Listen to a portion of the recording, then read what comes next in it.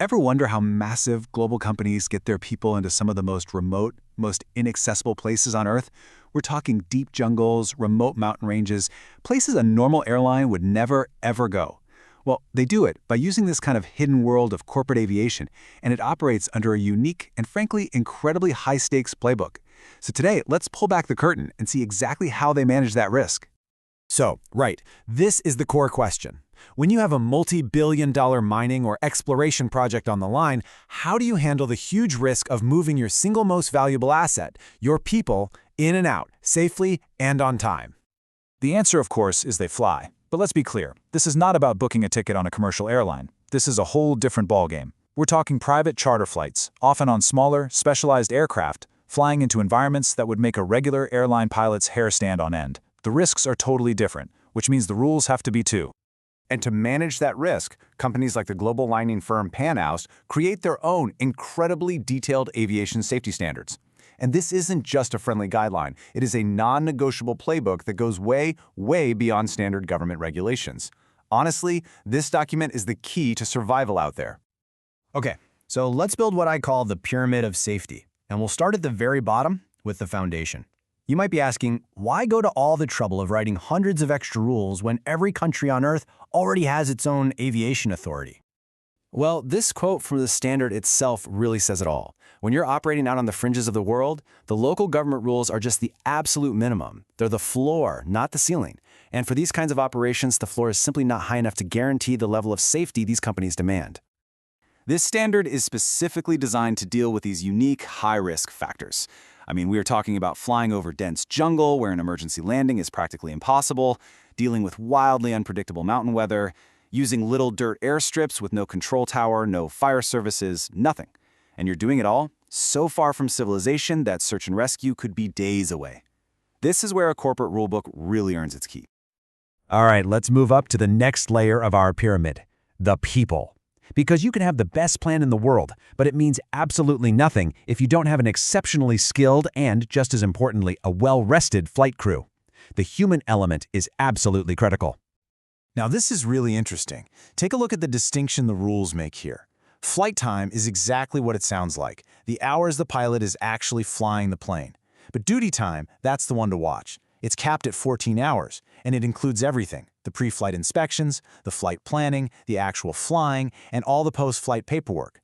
This rule is so crucial for making sure the pilot at the controls is sharp and focused for the entire mission, not just the time in the air. And get a load of this number: 3,000 hours. That is the bare minimum flight experience you need to even be considered for the captain's seat on one of these corporate jets. To put that into perspective for you, that's like flying 24/7 for over 125 days straight. This is absolutely not a job for rookies. We're talking seasoned veterans only. And all that experience has to be kept razor sharp. It is not a one-and-done qualification. These pilots are in a constant cycle of training. They're tested on how they manage crew communication, how to handle hazardous materials, and they undergo at least 2 in-flight performance checks every single year. On top of that, there's annual simulator training where they practice emergencies you hope to never, ever face for real. Okay, so we've got our foundation and we've got the people. The next layer of our safety pyramid is the machine itself. For these kinds of missions, you can't just use any old aircraft. It has to be the right tool for the job, and it has to be equipped with very specific performance capabilities and technology. Now, this is one of the most critical safety concepts for any multi-engine plane, and it's called a balanced field takeoff. Think of it like a calculated guarantee. Before the wheels even leave the runway, the pilot knows that if an engine fails at the absolute worst possible moment, they have one of 2 safe options. Either there's enough runway left to slam on the brakes and stop safely, or there's enough power from the remaining engine to climb away safely. There's no third, unsafe option. It's an incredible safety margin. Helicopters have their own version of this guarantee, and it's especially important when they're flying over hostile terrain. It's called Performance Class 1, and it basically means that even if a critical engine fails, the helicopter has enough power and performance to keep flying to a safe landing spot. It won't be forced into an immediate, super risky landing in the jungle or mountains below. For these kinds of jobs, it's completely non-negotiable. And of course, these aircraft are just packed with technology that acts like a digital co-pilot. You've got TAWs, which will literally scream, "Terrain, pull up," if you get too close to a mountain. You've got TCAS, which automatically talks to other airplanes to make sure you don't collide. You have advanced color weather radar to see right through a storm, and an emergency locator that automatically signals for help if the worst should happen. So, we've covered the why, the who, and the what.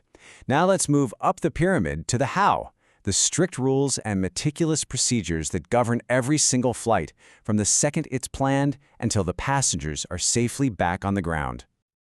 Absolutely nothing is left to chance. Before any flight, a formal risk assessment has to be conducted and signed off. A flight plan is filed under Instrument Flight Rules, or IFR, which provides a much greater safety margin.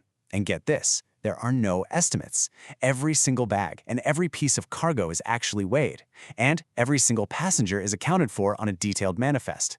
It is an incredibly meticulous process. And we're not talking about the quick safety briefing you might half listen to on a commercial flight. Before every single takeoff, even if it's just a short hop on a multi-stop trip, passengers get a thorough briefing. They're shown the emergency exits, how to use the safety equipment, the proper brace positions, and even the hazards of walking around or running aircraft. In this environment, making sure passengers are aware is a key component of safety. We have now reached the very peak of our pyramid. This is the ultimate safety net, the overarching management systems that tie everything else together and make sure that safety isn't just a set of rules, but a living, breathing culture. The really crucial point here is that this is a constant cycle. A safety management system is always on, actively hunting for potential hazards before they become incidents. Any issue, no matter how minor, has to be reported within hours so that lessons can be learned immediately across the whole organization. And that emergency response plan? It's not just a dusty binder on a shelf. It's tested, drilled, and exercised every single year to make sure it actually works when you need it. And this is the result of all that. All these systems, the reporting, the planning, the audits, they come together to create a culture of continuous improvement. It becomes a feedback loop where every single flight, whether it's perfectly smooth or has a minor issue, provides valuable data to make the next one even safer. Which, brings us to a final, really critical question. After everything we've talked about, the exhaustive rulebook, the advanced aircraft, the highly trained crew, all the management systems, when the plane is sitting on a remote runway and the weather is starting to turn sour, who makes the final call?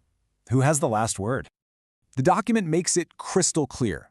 The ultimate responsibility, the final authority for the safe operation of that aircraft, rests with one person.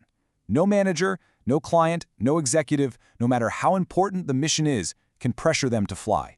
The final decision rests, always, with the pilot in command.